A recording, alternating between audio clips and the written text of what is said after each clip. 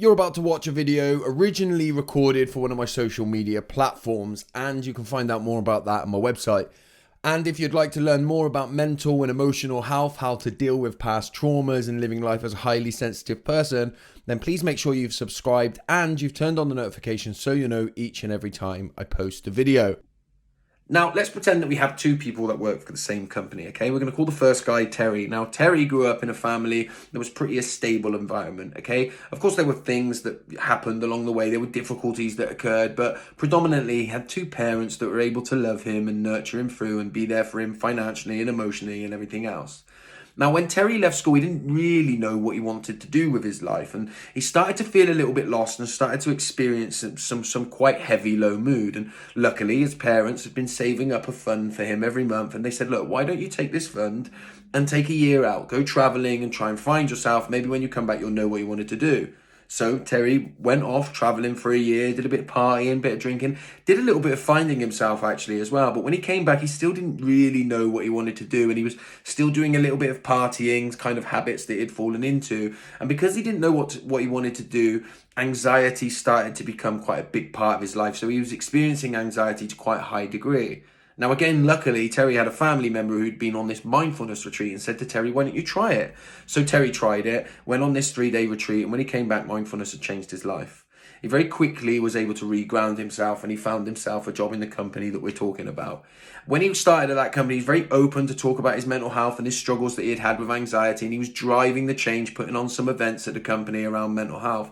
It was at this stage he was introduced to a guy called John. Now, John has had some time off with anxiety and some time off with depression, and Terry starts talking to him about mindfulness. John's not really interested in and the thought of mindfulness frightens him, and he doesn't want to do it. Terry keeps trying to invite John to these mental health events that he's been putting on, and John really doesn't want to go.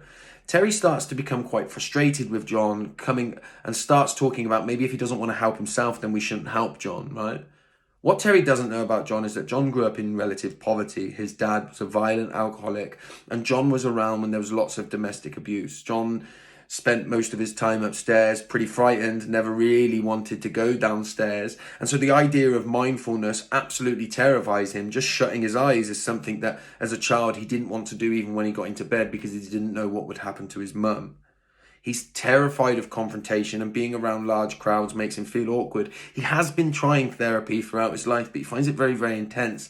And so he finds talking about his mental health struggles really, really difficult. He thinks it's great that Terry puts on these events, but he really doesn't want to talk openly about the ways that he feels. And he's at that stage of his journey where he's trying to reach out to therapy and he's engaging in some counselling, but it's a bit like walking through treacle for him at the moment.